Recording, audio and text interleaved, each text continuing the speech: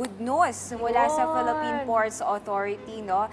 Tayo po ay, naaalala mo partner, dati may binalita tayo dito, yung cruise chaos, na tinaguri ang cruise chaos. So, recently po, nitong Monday, nagkaroon tayo ng pagdaong ng dalawang international cruise ship dito sa Pier 15, dito po yan sa Manila South Harbor. At ayan, makikita nyo po na sinalubong po yan ng mga mainit na pagtanggap ng dancers ng Department of Tourism. At syempre po, andyan po yung ating mga paghahanda. No? Maaga pala, actually 1 week before the arrival of these two cruise ship, ay tayo po yung nagkaroon na ng mainit na at ng maayos na pakikipagpulong dito po sa mga kinatawa na ahensya ng pamahalaan. At ayaw na po nating maulit yung nangyari pong cruise chaos na viral noon. Natatandaan, kung matatandaan mo partner, merong di ba nagsuspinde ang PPA dati ng isang cruise agent, yung Benline Agencies. But after the 30-day suspension, ito bumawi naman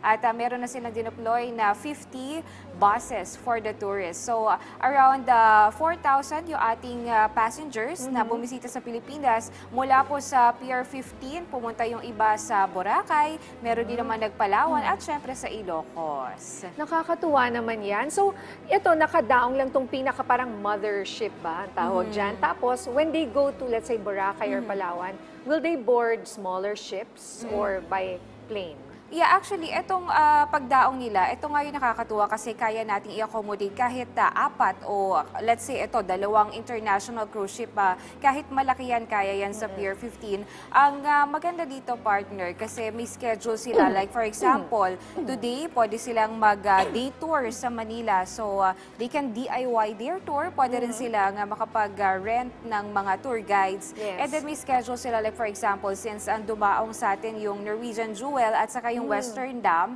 yung Norwegian Jewel pumunta sa Boracay, and then yung isa naman pumunta sa Palawan. So, hindi sila pwede magsabay, pero nakaschedule na yung kanilang trip.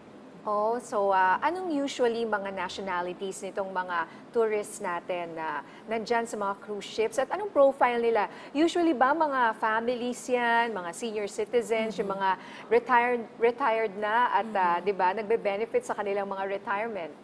Actually, yung mga sinasalubong natin, pagbaba sa ship, mga nakangiti sila. Kasi ito yung mga karamihan sa kanila na nag-retire na and they're just enjoying their lives. Pero marami din naman dito yung mga pamilya, and yung mga usually may mga couples and elderly couples kasi talagang sila yung nag-e-enjoy na lang, no, sa kanilang buhay. But ayan, nakakatuwa Libo-libo naman. talaga, no? Ang dami-dami. At ang ganda nung sunset ba yan? Yeah, Pagdating nila. well, kasi nung dumating sila 5 a.m. So we waited 5 there. a.m. yan. Kaya Nice. sunrise na abutan nila dito yan Sunrise. sa Manila.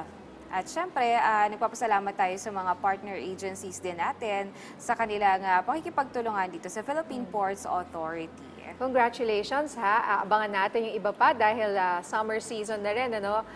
Ito po ang perfect time, isa sa mga peak seasons ng ating mga turista. So maraming salamat sa mga good news na yan na pabaon mo, Eunice, mula po dyan sa Philippine Ports Authority.